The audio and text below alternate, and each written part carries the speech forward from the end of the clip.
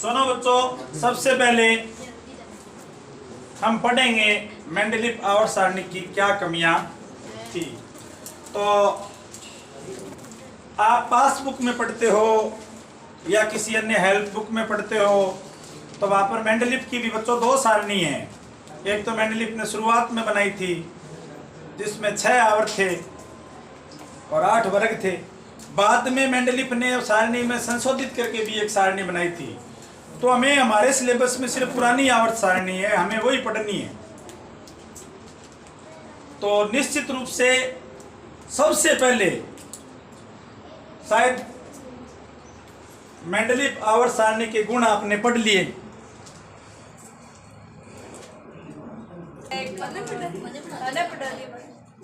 तो सबसे पहले हम मेंडलीव आवर्त सारणी के गुण पढ़ेंगे। तो आपने मेंडलीव आवर्त सारणी के गुण कुछ तो स्टडी किए होंगे जब मैंने मेंडलीव की सारणी बताई थी।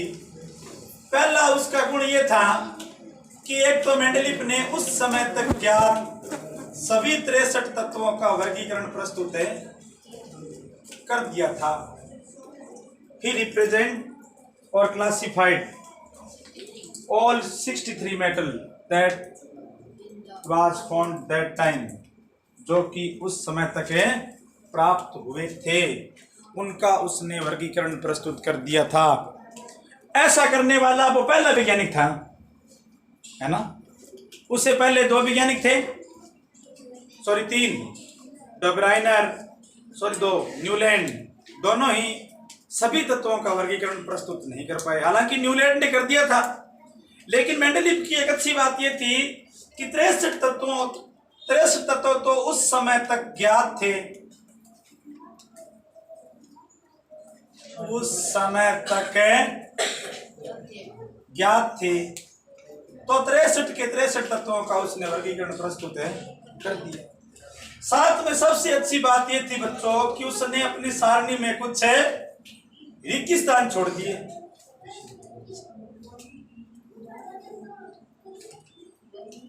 कुछ ब्लैंक स्पॉट्स रिक्त स्थान अपनी सारणी में छोड़ दिए। देखो, मेंडलीव को अंदाजा था कि 1 नंबर पर हाइड्रोजन है, 2 नंबर पर लिथियम है।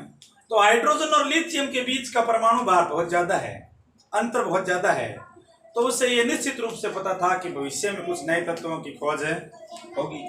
तो उसने अपनी आवर्त सारणी में रिक्त स्थान छोड़ दिए। उसने अपनी आवर्त सारणी में रिक्त स्थान छोड़ दिए ताकि भविष्य में जब तत्वों की खोज हो तो पिछली व्यवस्था को छेड़े बिना उसके अंदर नए तत्वों को एडजस्ट कर दिए जाए। जो तीसरा गुण है मेंडलीव की आवर्त सारणी के, जो गुण पढ़ रहे हैं हम, प्रॉपर्टीज, उसमें तीसरा गुण यह है कि उसने कुछ तत्वों की भविष्यवाणी की। He emued some element, उसने कुछ तत्वों की भविष्यवाणी की कि ये तत्व आ सकते हैं, इन तत्वों की खोज हो सकती है, और इनका नाम उसने उस तत्व के बाद आने वाले शब्द से पहले एका उपसर्ग लगा के दिया। जैसे उसने 3 तत्वों की भविष्यवाणी की। उसने कहा कि एक तत्व है वो एका बोरॉन,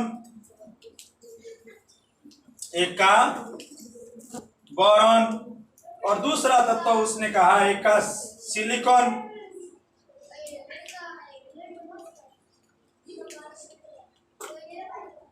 और तीसरा उसने कहा एका एल्यूमिनियम। इंग्लिश में यही नाम है इनके। ये देखो बच्चों, उसने 3 तत्वों की भविष्यवाणी की और उनका नाम तक उसने रख दिया था, और नाम लिखने के लिए उसने संस्कृत का एका उपसर्ग का प्रयोग किया। तो बच्चों, जब बाद में तत्वों की खोज हुई ना, तो 3 तत्व थे। ये पहला तत्व था, इसका नाम मैं याद करने का तरीका बना रखा है मैंने, मेरा घरेलू तरीका, स्केज। कौन सा तरीका बता रखा है? स्केज। स्केज से का मतलब स्कैंडियम है। ये तत्व भविष्य में जाकर क्या बन गया? जब स्कैंडियम की खोज हुई ना, फिर गैलियम की खोज हुई, फिर जर्मेनियम की खोज हुई, तो स्कैंडियम के गुण एका बोरॉन के साथ मिले और गैलियम के गुण एका सिलिकॉन के साथ मिले। और जर्मेनियम के गुण है वो एका एल्यूमिनियम के साथ मिले। तो ये देखो बच्चों, उसने अपनी आवर्त सारणी में नए तत्वों की भविष्यवाणी कर दी और उनके नाम तक रख दिए। चौथा बच्चों उसका गुण ये है कि मेंडलीफ ने लगभग समान गुणों वाले तत्वों को एक साथ रख दिया तो अध्ययन में सुविधा हुई। अध्ययन में सुविधा, बेटर एडजस्टमेंट इन स्टडी, अध्ययन सुविधाजनक हो गया, अध्ययन में समायोजन हो गया कि अब उसके अनुसार देखो कि पहले वर्ग में हाइड्रोजन है, लिथियम है, सोडियम है, पोटेशियम है, तो उसके अनुसार इन सब का गुण एक जैसे हैं, तो किसी एक का अध्ययन कर ले तो बाकी सब का अध्ययन हो जाएगा। ये मेंडलीफ आवर्त सारणी का चौथा गुण है, ये अध्ययन में सुविधा होगी। इसका इंग्लिश में भी लिख दिया साथ में।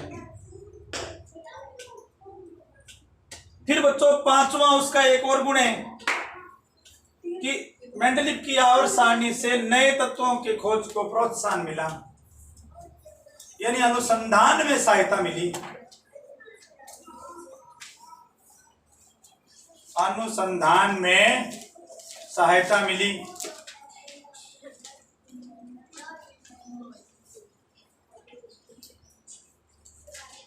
Mendeleev table helps in the discovery of new elements.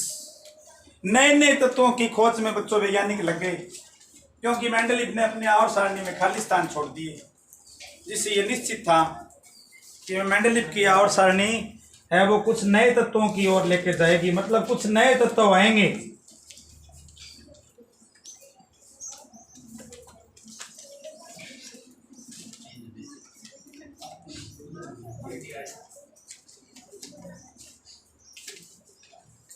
ये पांच चीजें, पांच या छह जो है बच्चों गुण है, शॉर्ट में इनको एक साथ लिखे ना, 10वीं क्लास तक आपको ज्यादा गहराई में नहीं जाना गुण या प्रॉपर्टी, तो आप एक साथ इनको शॉर्ट में याद कर सकते हो। पहला मैं आपको आपकी किताब की दृष्टि से समझाऊं तो मेंडलीफ आवर्त सारणी मेंडलीफ के आवर्त नियम पर आधारित है। ये मैंने पहले नहीं बताया था, आप बता रहा हूं। It is based on Mendeleev periodic rules. दूसरा, इसमें नए तत्वों की भविष्यवाणी हुई, नए तत्वों की भविष्यवाणी पहले से ही हो गई। इससे अध्ययन में सुविधाजनक प्रगति हुई या अध्ययन में सुविधा मिली। एक वर्ग के सभी तत्वों के गुण समान होते हैं, तो किसी वर्ग में किसी एक का अध्ययन कर लेने से बाकी सबका अध्ययन आसानी से हो जाता है। फिर इसमें 3 तत्वों की भविष्यवाणी की गई, एक का बोरॉन, एक का एल्यूमिनियम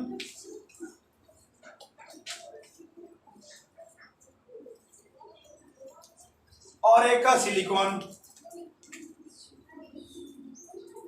इनके गुण तक पहले बता दिए थे मेंडलीफ ने, तो वैज्ञानिकों को इनके अध्ययन खोज में बड़ी सहायता मिली। और आज ये तत्व है वो स्केज है, स्कैंडियम, गैलियम और जर्मेनियम। स्कैंडियम,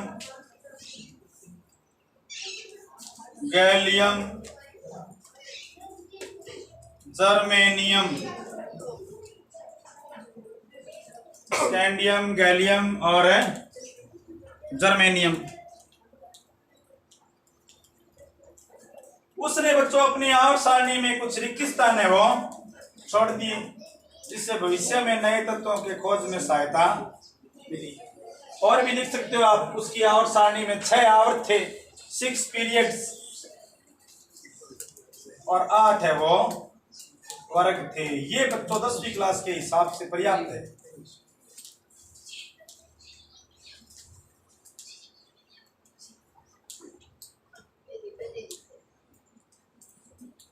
इसमें आप याद रखो, बहुत सारे बच्चे सोचते हैं कि इसमें पहले कौन आएगा, तो ये वर्तमान परमाणु क्रमांक में पहले लिख लो। बोरॉन पहले, बोरॉन के बाद एल्यूमिनियम आता है 13 नंबर, और सिलिकॉन बाद में आता है। तो ये पहले बोरॉन, एल्यूमिनियम और सिलिकॉन। पहले तो मैंने आपको शायद ये सिलिकॉन पहले लिख के बता दिया, लेकिन अब आप इनको इस ऑर्डर में याद रखना, एक का बोरॉन, एक का एल्यूमिनियम, एक का सिलिकॉन।